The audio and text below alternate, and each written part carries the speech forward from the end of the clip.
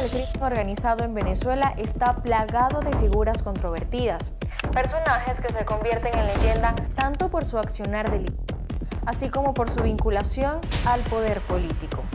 Tal era el caso de Wilexis Acevedo Monasterios, alias Wilexis, quien pasó de ser un delincuente buscado por homicidio y secuestro a convertirse en vida en una especie de juez de paz en la parroquia de Petare.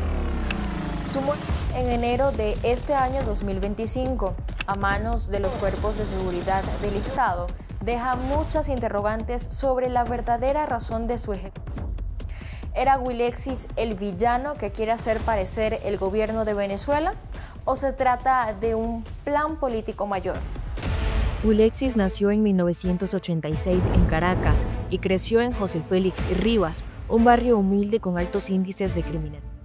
Desde joven se involucró con bandas locales y se convirtió en un sicario temido. En 2006 fue arrestado por robo y asesinato y cumplió condena en la célebre cárcel de Tocorón, donde consolidó su carrera criminal. Al salir en libertad en 2011 regresó a Petare y aprovechó la desarticulación de otras bandas para establecer su propio dominio en la zona. Pero a partir del 2015 se iniciaron en Venezuela las operaciones de liberación del pueblo, las OLP, que eran operativos de seguridad contra bandas criminales. Allí los cuerpos de seguridad, vamos a decir que le quitaron los enemigos a Wilexis, lograron desmantelar varias bandas que competían con él en el territorio de Petare, y él, aunque fue atacado, quedó con más fuerza que las otras bandas, y así logró imponer su liderazgo en ese sector. Para 2017 su relación con el gobierno local había evolucionado hasta el punto de ser designado como juez de paz dentro del programa Zonas de Paz, una estrategia del chavismo para reducir la violencia en barrios dominados por el crimen organizado. Esta designación le permitió operar con impunidad y reforzar su control sobre Petare. En el caso específico de Wilexis está registrado que él también fungía como una especie de juez de paz en la comunidad de Petare, es decir, la resolución de conflictos entre las personas muchas veces eran sometidos a la consideración de Wilexis, quien daba el dictamen final. Tengo conocimiento, por ejemplo, de vecinos que viven allá y me cuentan, por ejemplo, de un caso en específico donde una señora estaba disputando la propiedad de una casa con su exmarido.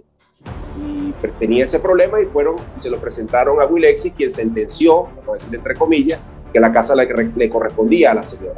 Por supuesto, esa sentencia de este delincuente eran de obligatorio acatamiento o son de obligatorio acatamiento allá en Petare, porque quien viole el dictamen puede perder inclusive hasta la vida.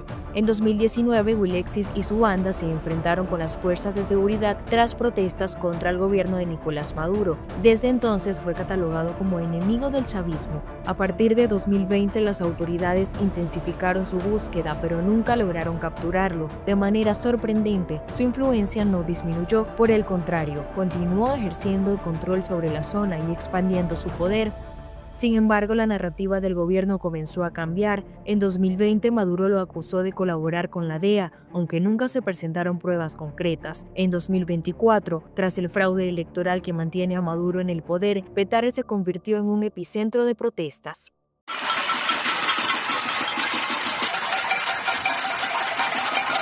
Es importante recordar quién es esta persona. Y es importante recordar los vínculos directos de esta persona con la extrema derecha. Recordemos Venezuela. ¿Dónde comenzaron y cómo comenzaron las guarimbas en el 2017? ¿Dónde? Para que recordemos. Generó hechos de violencia en Petare, disparos, persecuciones, heridos, y esa fue la orden para los grupos generadores de violencia. ¿Era Wilexis un aliado de la oposición o simplemente su liderazgo en el barrio era una amenaza para el régimen? 12 días después de que Maduro se autoproclamara nuevamente presidente, el gobierno anunció la muerte de Wilexis en un supuesto enfrentamiento con las fuerzas policiales en filas de Mariche. La versión oficial indicó que fue abatido tras resistirse a la captura, aunque testigos sugieren que fue ejecutado en un centro de diagnóstico integral, donde presuntamente intentaba recibir atención médica. Un enfrentamiento armado, un enfrentamiento haciéndole armas a una comisión de inteligencia de nuestras fuerzas policiales, ha caído abatido el delincuente Wilexis Alexander Acevedo Monasterio, una de las personas que más daño le ha hecho a la comunidad de Petare. La rapidez con la que se divulgó la noticia, así como la falta de registros visuales verídicos de un enfrentamiento, generó interrogantes sobre las verdaderas circunstancias de su muerte. Además, según informes extraoficiales, su asesinato pudo haber sido parte de un plan para eliminar a una figura con demasiado poder en una zona clave. Son incontables son incontables las extorsiones que este caballero desde el TER ejecutaba contra los pobladores del municipio Sucre, pero también contra los pobladores de toda Caracas. Es importante recordar quién es esta persona y es importante recordar los vínculos directos de esta persona con la extrema derecha.